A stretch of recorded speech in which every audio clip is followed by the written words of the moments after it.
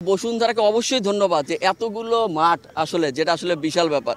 তো এই ধারাবাহিকতাটা খেলাধুলার পেছনে বসুন্ধরার সবসময় থাকবে এটা আমি আশা করি। এবং শুধু আসলে খেলাধুলা নয়, আমরা যেটা দেখলাম আসলে ক্যাপিটাল ড্রামাটাও কিন্তু বসুন্ধরার একটা নতুন উদ্যোগ শুরু হয়েছে। তো এরকম সাংস্কৃতিক অঙ্গন, খেলাধুলা, এই সব কিছুর পেছনে আসলে বসুন্ধরা বড় আঙ্গিকে সবসময় সাপোর্ট দিবে, এটা আমাদের সবসময় চাওয়া থাকবে।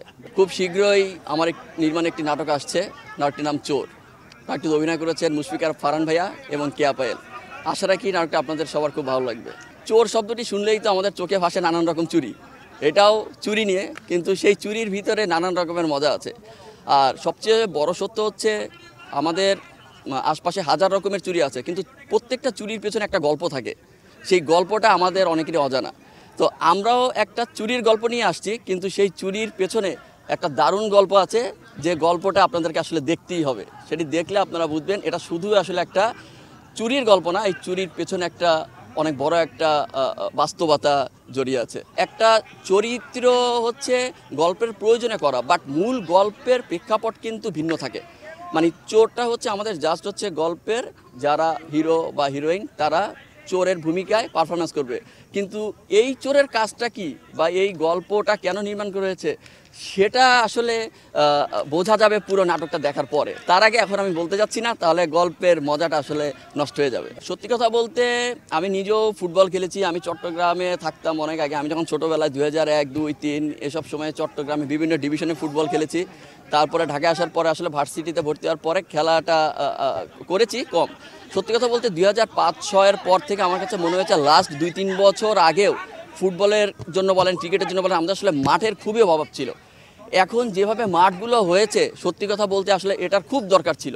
মানে খেলাধুলা আমার মতে আর কি, খেলাধুলাটা খুব দরকার আমাদের। খেলাধুলা হলে আজে বাজে আড্ডা কমে যায়, আমাদের সবার ভিতরে একটা বন্ডিংস তৈরি হয়। আসলে মুশফিকার ফারহান ভাইয়ের সাথে আমার এর আগে অনেকগুলা হিট কাজ, মানে সত্যি কথা বলতে আসলে কেয়া পায়েল ওনার সাথেও আমার অনেকগুলো হিট কাজ রয়েছে, তাদের সাথে কাজের এক্সপিরিয়েন্স আসলে খুবই ভালো।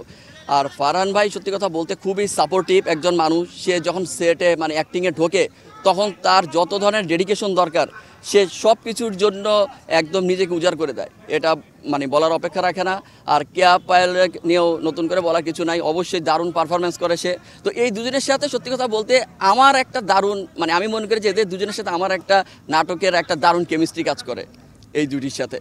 তো সেই হিসেবে আশা করি আমি এই নাটকটাও দর্শকদের ভালো লাগবে। আসলে সত্যি কথা বলতে আমরা যারা কাজ করি, ভালো কাজ করতে চাই, বড় কাজ করতে চাই, আমাদের সবসময়ই টার্গেট থাকে যে একটা ভালো প্রতিষ্ঠান বড় বাজেটে কাজ করবে, ভালো ভালো গল্প চুজ করবে, সবসময় সাপোর্ট দিবে, এইটাই আমাদের আশা থাকে। তো স্বাভাবিকভাবে ক্যাপিটাল থেকে যখন একটা কাজের অফার এলো, এটা আমার কাছে ব্যক্তিগতভাবে খুবই ভালো লেগেছে। কারণ আমরা চাই যে সবসময় ভালো কাজের যারা চেষ্টা করে এবং বড় বাজেট নিয়ে ভালো কাজ দেওয়ার একটা চেষ্টা থাকে তাদের সাথে কাজ করার। তো ক্যাপিটাল ড্রামাতে অবশ্যই সজল ভাইয়ের কথা না বললেই না, আসলে খুবই অমায়িক একজন মানুষ। সে খুবই সাপোর্টিভ কাজের ক্ষেত্রে, সে সব ধরনের সহযোগিতা করে, যেটা আসলে একজন প্রডিউসার হিসেবে আমাদের সবচেয়ে বড় চাওয়া থাকে যে একজন প্রডিউসার কাজকে ভালো করার জন্য সব ধরনের সাপোর্ট দিবে, যেটা আসলে ক্যাপিটাল ড্রামা থেকে আমি পেয়েছি সত্যি কথা বলতে। এবং এই সাপোর্টটা আমি আশা রাখি সামনেও সজল ভাই এবং ক্যাপিটাল ড্রামা উভয় পক্ষ থেকেই থাকবে।